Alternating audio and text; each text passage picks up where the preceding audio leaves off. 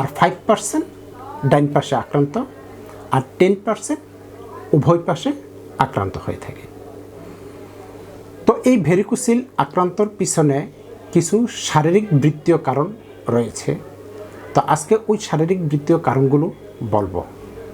1 নম্বর হচ্ছে শিরার সংযোগ সম্পূর্ণ আলাদা, অর্থাৎ বাম অন্ডকোষের যে শিরা আছে এই শিরা সরাসরি লেফট রেনাল ভেন অর্থাৎ বাম কিডনির শিরার সাথে সংযোগ, কিন্তু ডান অন্ডকোষের শিরা ইনফেরিয়র ভেনা কাভা অর্থাৎ বড় শিরার সাথে সংযোগ, যার কারণে বাম পাশে ভেরিকোসিল বেশি হয়, ডান পাশে ভেরিকোসিল খুব কম হয়।